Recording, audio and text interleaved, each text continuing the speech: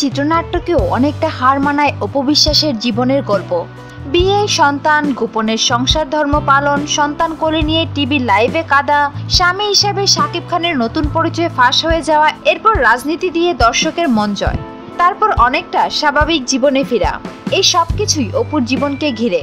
তবে অপু পরিস্থিতি সামলে নিয়ে এবার নিজেকে সময় দেবেন, আর আপাতত মাসখানেকের বেশি সময় লাইট, ক্যামেরা, অ্যাকশনের চৌহদ্দি থেকে দূরে থাকবেন। করবেন না কোনো ফটোশুটও, তবে গণমাধ্যম কর্মীদের সঙ্গে নিয়মিত যোগাযোগ রাখবেন। আর এই সময়টায় নিয়মিত জিম, ডায়েট, সময় মতো ঘুমানো, এটাই হবে অপুর প্রাত্যহিক রুটিন। এদিকে অপু বিশ্বাস গত 10ই জুলাই তার শারীরিক চেকআপের জন্য কলকাতায় গিয়েছেন।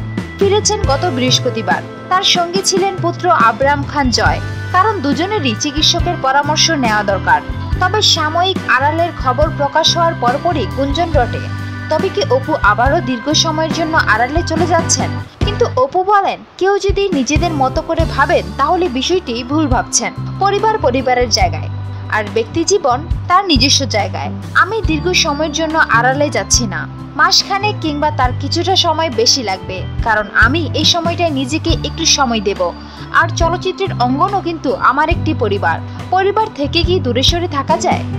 এখন যেহেতু আবারও সময় চলে এসেছে, আমাকে আগের অবস্থানে ফিরে আসতে হবে। যা করছি তার ফলশ্রুতিতে আমি দর্শকের কাছে ভালোবাসা পেয়েছি। একজন নায়িকা হিসেবে আমার দায়িত্ব আমার শারীরিক গঠনটাকে সুন্দর করা। আমি সেই লক্ষ্যেই পথ চলছি। তবে এই সময়টাতে সবার সঙ্গে ফোনে যোগাযোগ রাখবেন অপু, কিন্তু ক্যামেরার সামনে আসবেন না।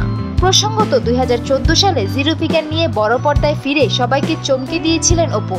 আর ক্যারিয়ারের শুরু থেকে একের পর এক ব্যবসা সফল ছবি উপহার দেবার কারণে সবসময় আলোচনায় ছিলেন এই নায়িকা।